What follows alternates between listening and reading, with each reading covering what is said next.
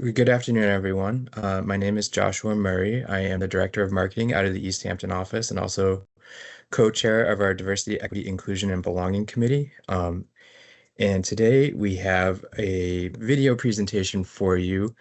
Um, it's a it's a screening of select clips from a panel discussion co-presented by Massachusetts Advocates Standing Strong in Mass Families. It centers around the voices and experiences of people at the intersection of the LGBTQIA+ and disability communities. This is particularly topical because this is in celebration of Disability Pride Month, and also we're just off of celebrating Pride Month in June. So it's an opportunity to sort of combine both of those months into one event. Before I play the video, I just want to shout out Justice Perry for his work in putting this together. He did a great job of editing down a longer event down to a more digestible 13 minutes for everybody. So thank you, Justice.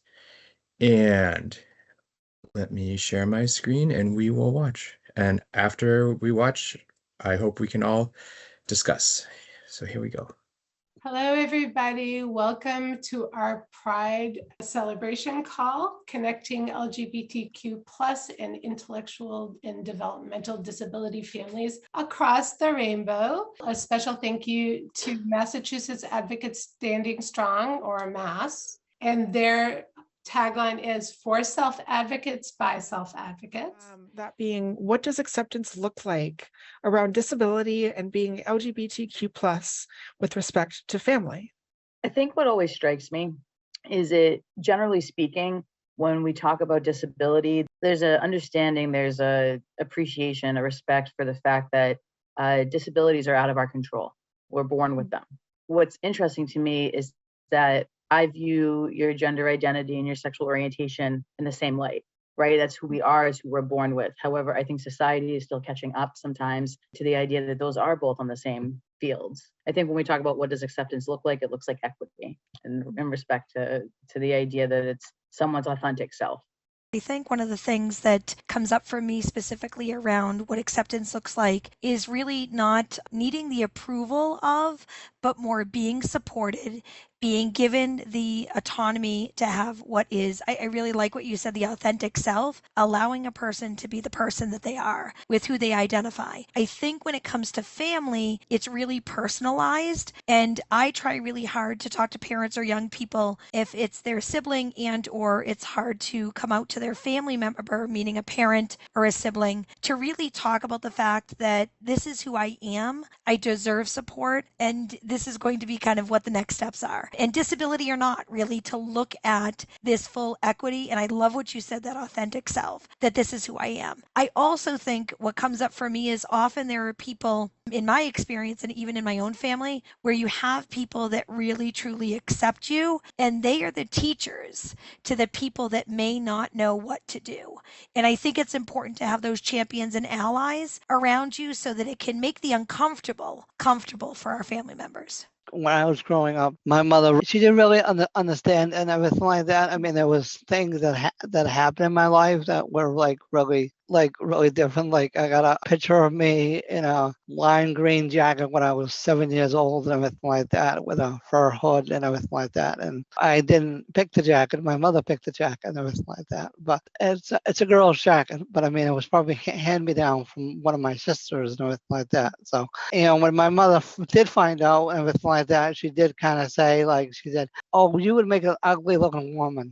It made me feel bad. But then on my mother's deathbed, she looked at me and she said, "I love you for who you are." So that gave me a little more feeling that, she went up in heaven or whatever, and she loved me for me. So that made me feel better. Yeah, and most of my family disowned me, so I don't really have siblings. I have 2 siblings alive, but they disowned me, so I don't really talk to them. But I got a lot of people in my life that are my family.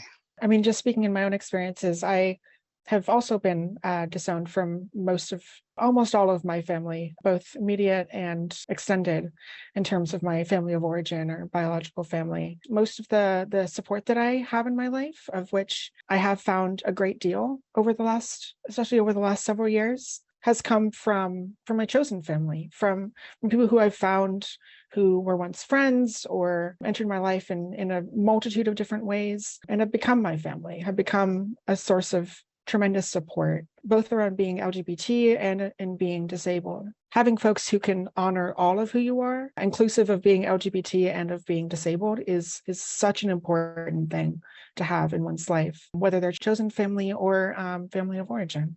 Our next question is, how does self-advocacy fit in your life, being both LGBTQ plus and disabled?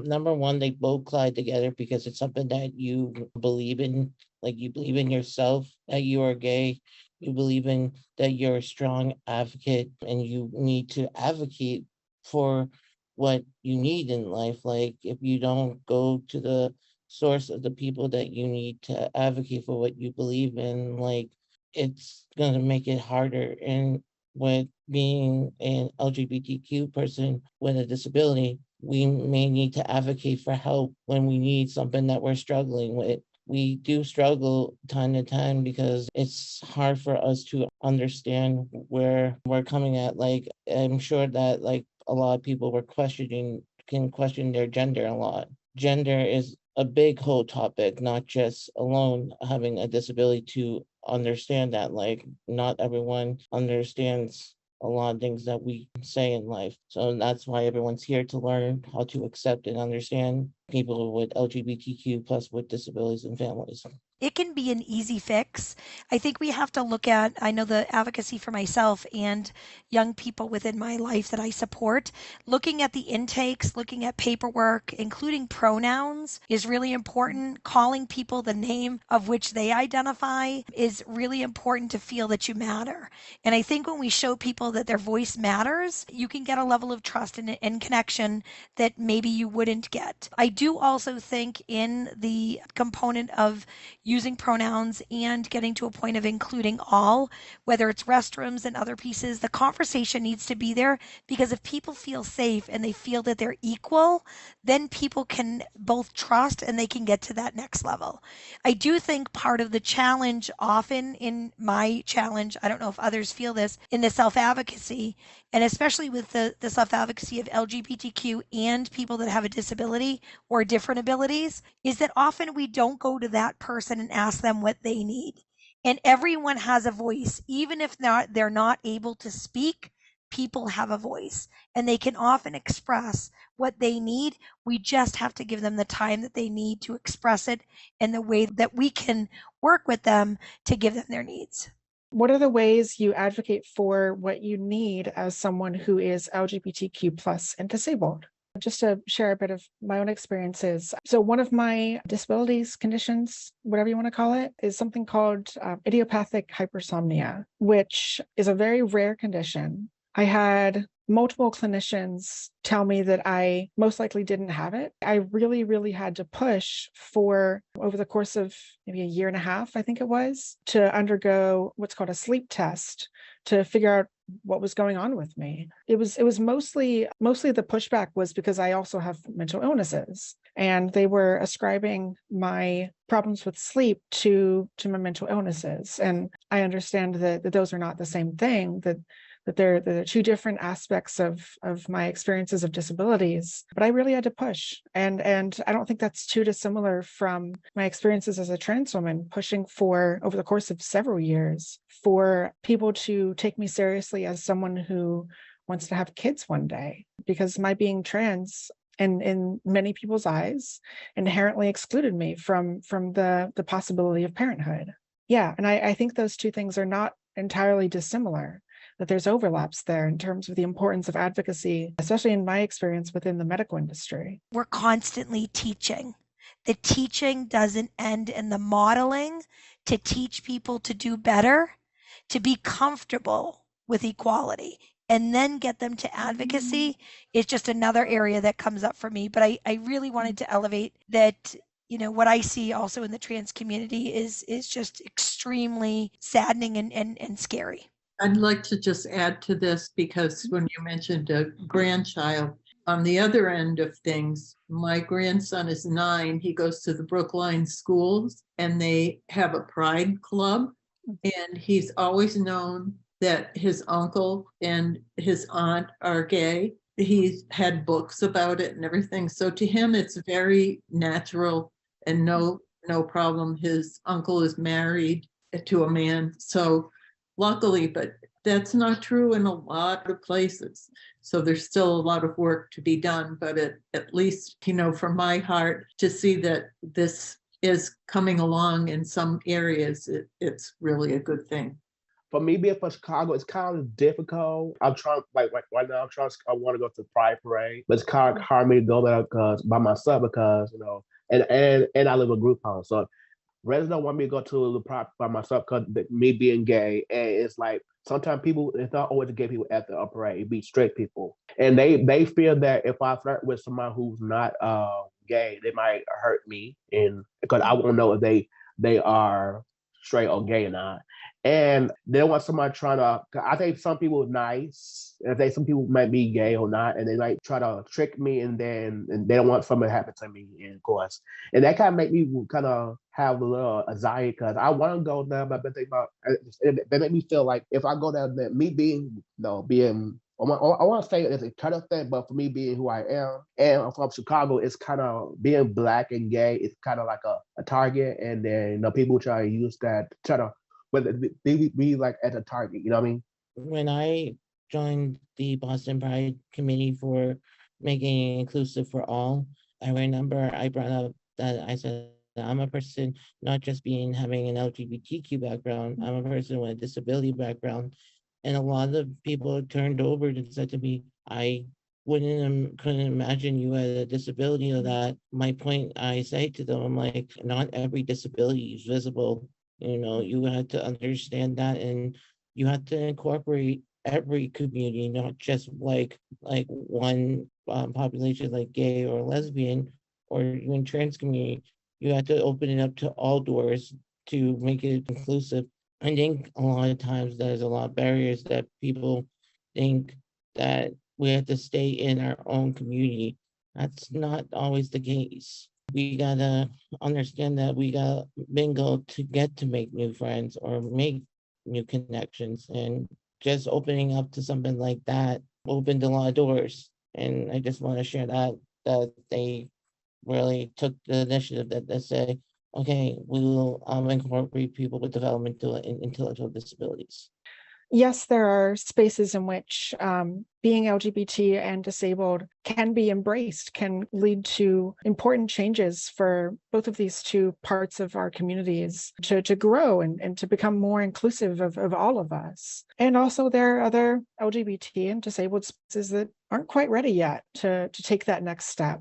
And I think continuing to push and push and push until they are ready to include everyone, to include all LGBT people and or all disabled people is such important work to do. Although it also doesn't have to be all done by one person either, which is a whole other problem that can arise where a single LGBT person or a single disabled person is repeatedly asked to speak for all LGBT people or all disabled people. I read an article a few years ago that was deeply impactful to me, which delved into a woman, Marsha P. Johnson, who is a well-known trans woman, Black trans woman from the Stonewall the Stonewall era, who also struggled with significant mental health difficulties. And to see this woman who did tremendous work for many different marginalized communities, who I greatly admire much of the work that she did, for her to have also struggled with mental illness to a considerable degree, like similar to myself, was extremely important to me. In seeing that, even this woman who had done such incredible work, in addition to being trans, also disabled in ways. So kind of seeing myself in other people was such an important thing to me for a long time. Does anyone have any initial reactions to that video?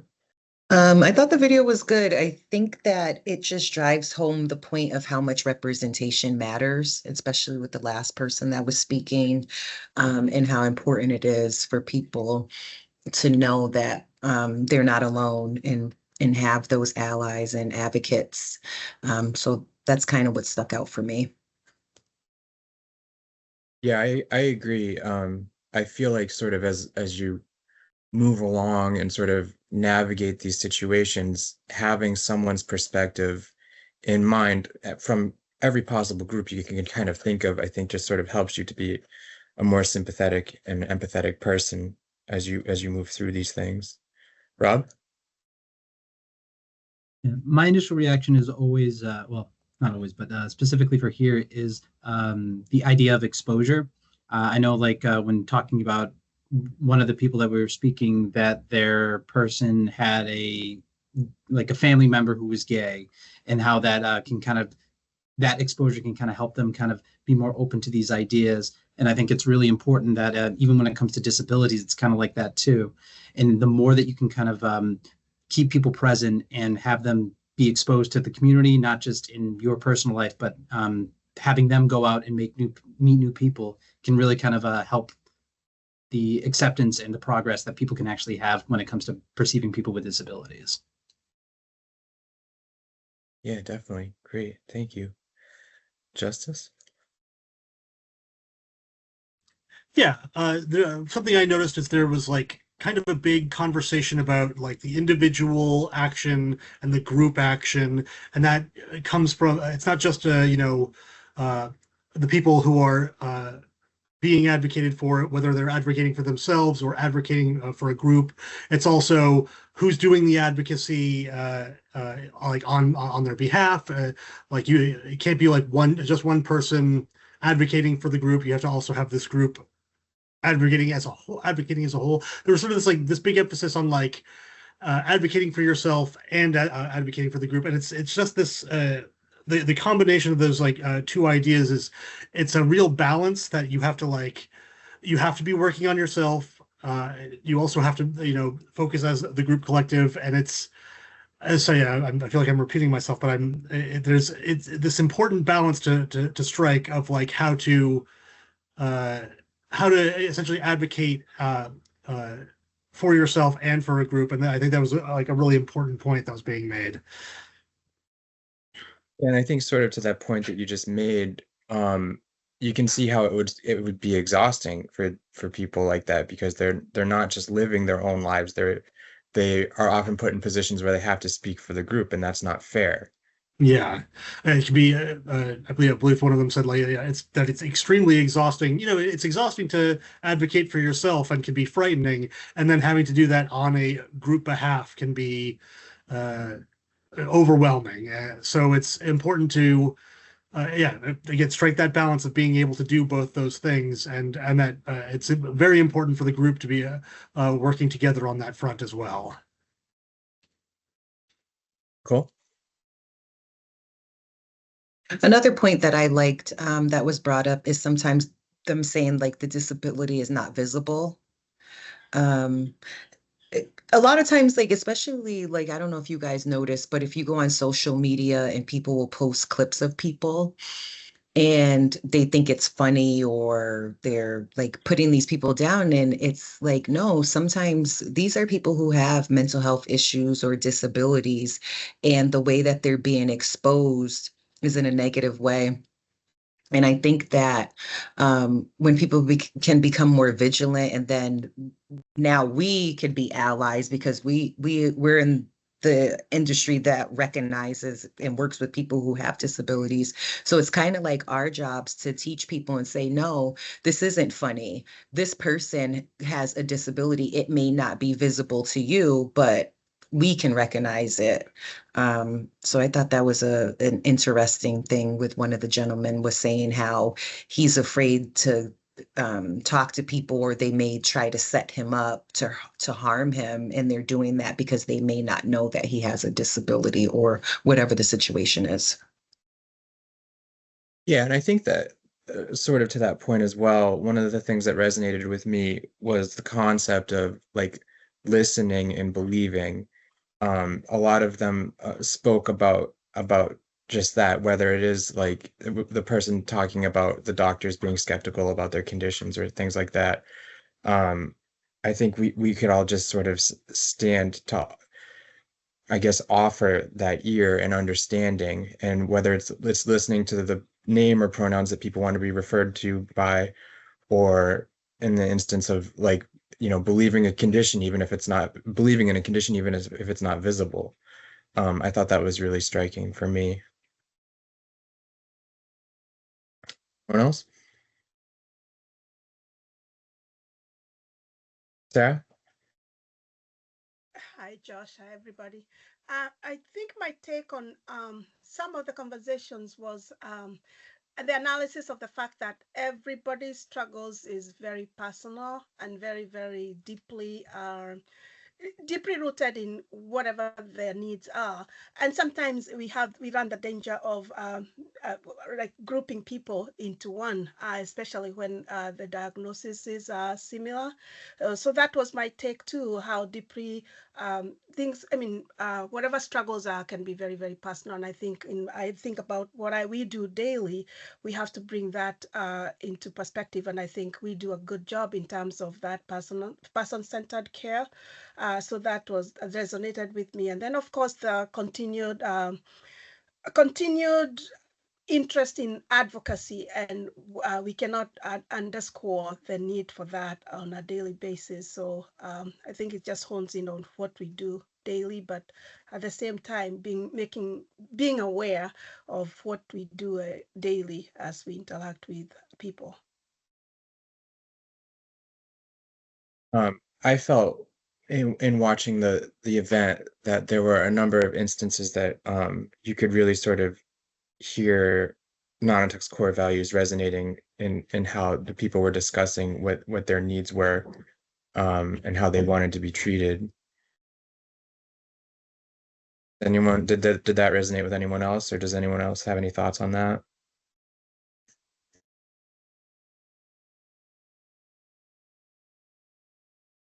Carrie? Hi, everyone. When that gentleman was talking about going to Pride and not, and I think it was his staff that were worried about him going. It's just, how can we support him? How can we let him go to Pride? How can we have supports for him in place? And I feel like that's like something maybe Nonotuck really does well, is we hear a need that somebody has and we look for a solution, how we can support them in doing something that they want to do and making their life better. And obviously it's a goal of his that he wants to go meet people, that would really enrich his life. So that was hard to hear. Yeah, I felt that really like every time that my wife and I regularly go to the Pride events here in Franklin County, and we bring our kids, and we're always really struck by how it's just such a positive environment, and people are there and they're able to feel themselves. It's a safe place for people to feel themselves. And it's sad to hear that given the circumstances with the person you're referring to, that becomes just such a complicated and thorny issue for them, where there is that barrier for them to be able to feel themselves.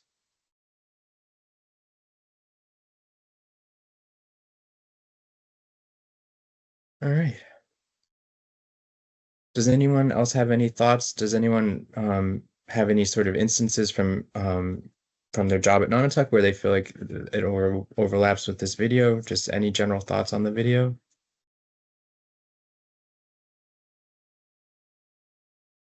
Jill?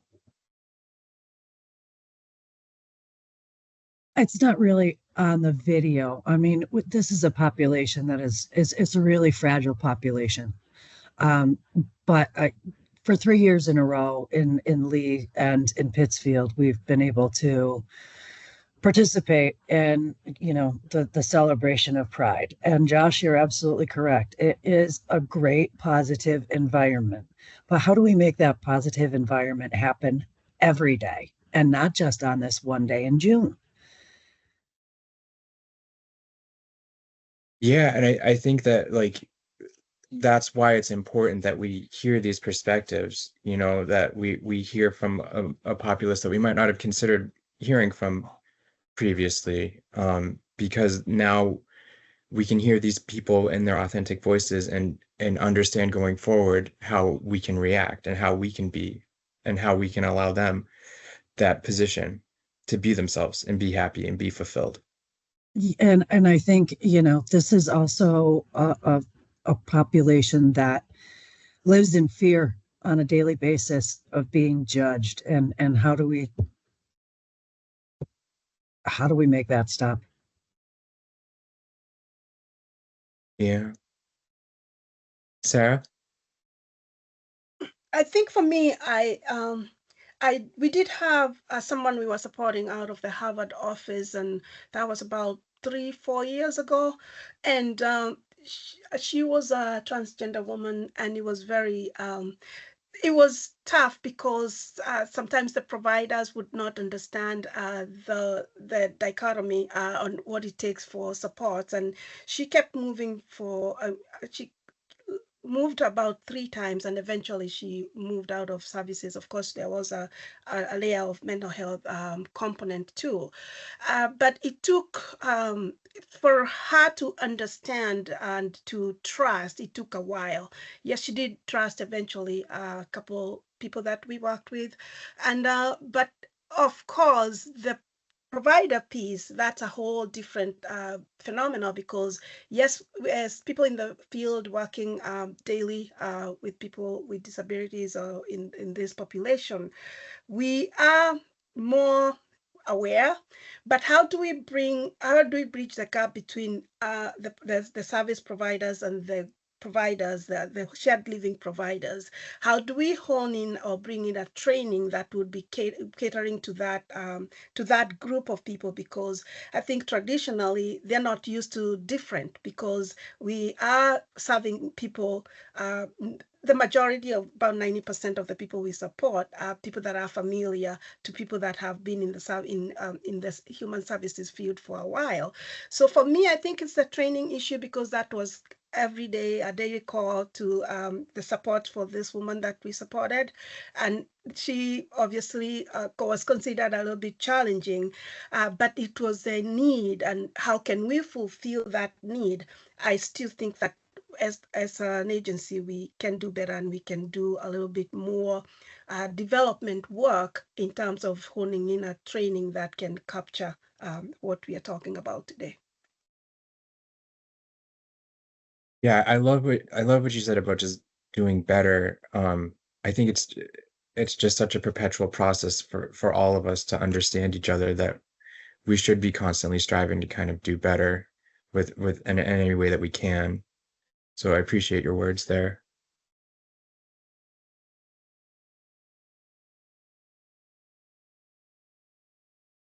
Have anything else that they want to add?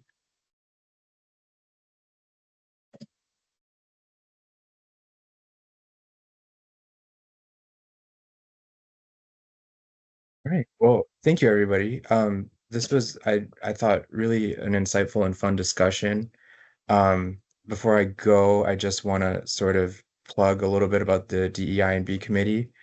We are meeting next Tuesday at 11. If anyone is interested in joining, you don't need to join full time. You can join if there's a particular theme month that you're interested in pursuing with us.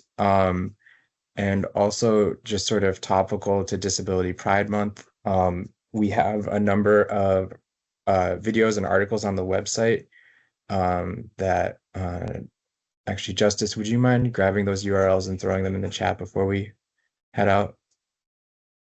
So Justice is going to throw those in the chat. But there's just some really interesting content on there about the Disability Pride flag, and just sort of ways that we can celebrate the month and continue to be allies. And yeah, so I would encourage everyone to pursue those. And again, I just wanted to say thank you to everybody. Thank you to everyone who showed up, and especially thank you to everyone who had the courage to speak. And I appreciate you all. So thanks, everybody.